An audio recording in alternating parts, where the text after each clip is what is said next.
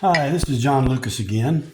I'm going to show you, this is not particularly terribly out of round, but I was going to show you a cut that I use that keeps the wood from beating me to death.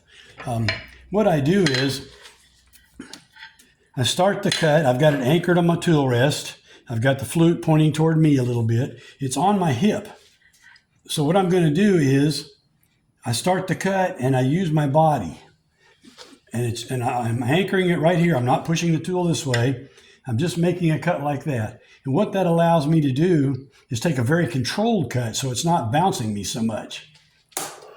So, turn the speed up a little bit.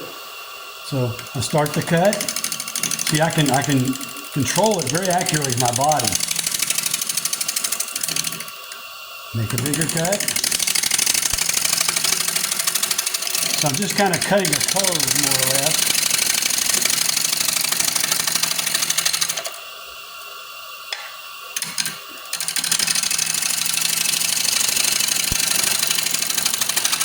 And then what I can do, if I need to take that corner down, maybe I want it to flow this way a little bit more, I'll simply make another arc. But you can see, even with the wood not spinning very fast, and it's hitting the tool just once in a while, because I can control it with my hip,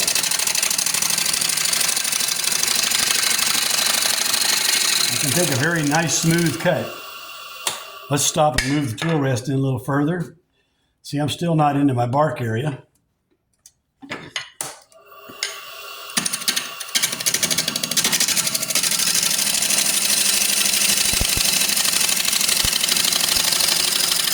Now what I'll do is I'll stop, I'll reposition my hips, I'll start the cut.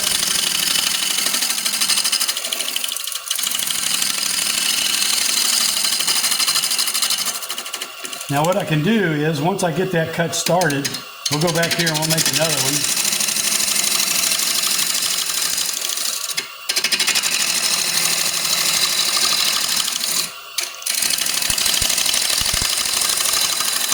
So each time I come out of the cut, I'm moving my body left or right to control it more. As I get right here, since I've got it close to round now, still got that point right there, and that one. Since I've got it close to round, what I can do then is I can start my push cut. And again, the tool is against my body. So even when I'm out here where it's out of round and it's bouncing, since the tool is against my body, I've got a lot of control over the shape.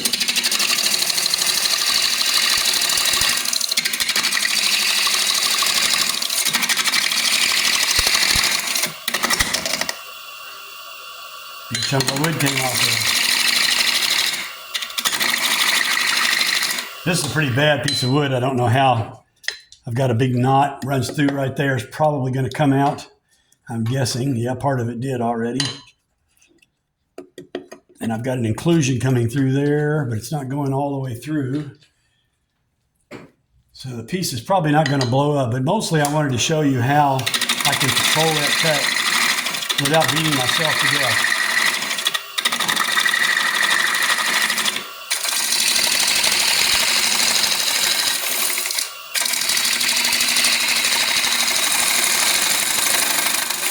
I'll shift my body around.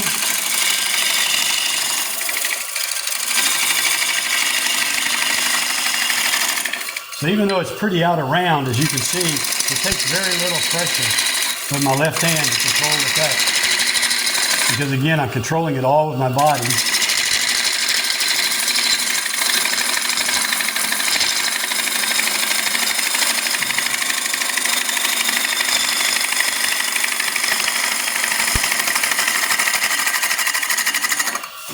Also, what you'll find is your tool has a sweet spot. In other words, if I got the flute up like that, it may not cut as efficiently. If I have the flute way down, it'll cut inefficiently. So while I'm cutting, what I'm doing is I'm rotating the tool clockwise and counterclockwise. Right about there is the perfect position for this tool.